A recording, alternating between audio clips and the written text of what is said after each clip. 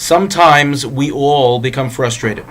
Sometimes we as individuals may lose our cool. In our parsha, one of those moments came for Moshe Rabbeinu. The Shalah explains that there were 2 times in the Torah that Moshe Rabbeinu wished bad upon himself. One of those times, it paid for him. The other time, it didn't. The first time was Moshe Rabbeinu on Har Sinai, begging forgiveness for the Jewish people after the sin of the Chet HaEgel. After the Jewish people bring the golden calf, Hashem says He's going to destroy them. Moshe begs God for forgiveness. And Moshe enacts within his begging, he says to HaKadosh Baruch Hu, if you don't forgive them, then erase me from your book. Erase me from the Torah. I don't want to be in the Torah. So Hashem responds to him and says to Moshe, listen, I write the book. Whoever's in it is who I decide is in it. Not, you don't tell me who should be and who shouldn't be in my book. But in the end, Hashem acquiesces to Moshe's requests. He says to Moshe, Salachti kidvarecha, I have forgiven the Jewish people as you have requested from me. And it paid off for Moshe to sort of wish upon himself bad out of his frustration, out of his desperation. But in the end, it was okay. In our parsha, in Parshas Behaaloscha, another such occurrence takes place. Moshe sees that the Bnei Yisrael is not happy with the man. They're not happy with the manna that Hashem literally gives them from Shamayim, from the heavens. Just falls down, food falls down from the heavens. And the Bnei Yisrael, the Jews, start complaining. They start saying, it was so much better in Egypt. We need meat. What is this food that God gives us? And Moshe comes to a point where he's just had it. And he says to God, God, you told me to take these people and to carry them, to treat them like they're my children, but I didn't give birth to them.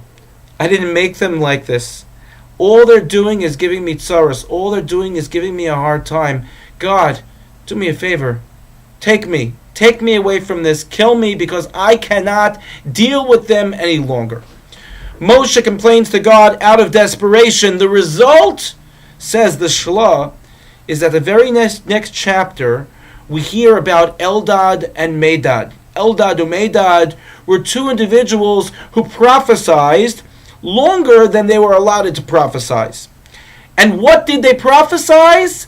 That Moshe will die and Yehoshua will lead the Jewish people into the land of Israel. Says the Shalah, what a profound message to us. Look, Moshe Rabbeinu, out of his desperation, out of his frustration, he wished bad upon himself, and the result was that bad did become upon himself. Because the nevuah, the prophecy of Eldad and Medad came true. Moshe died, and Yehoshua led the Jewish people into the land of Israel.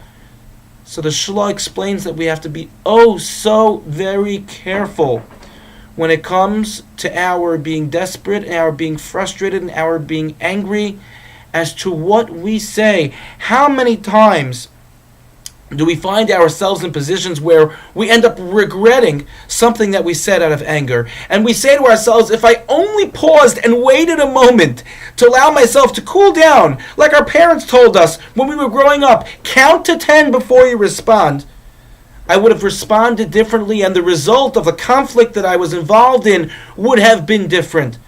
But yet, our natural tendency is just to blurt out or to say something when we become frustrated, when we become desperate. A lesson from Moshe Rabbeinu, explains the Shalah, is that we have to be so very careful when it comes to our frustrations, to make sure that we don't let out our anger, that we are able to calm ourselves and put things in perspective so that we don't say something that ultimately we would regret. In the zechus of Moshe's memory, may we really change this part about ourselves and be more cognizant of the words that come out of our mouths at all times, but specifically when we have moments of unsettledness and moments of anger. Thank you for listening, and have a good Shabbos.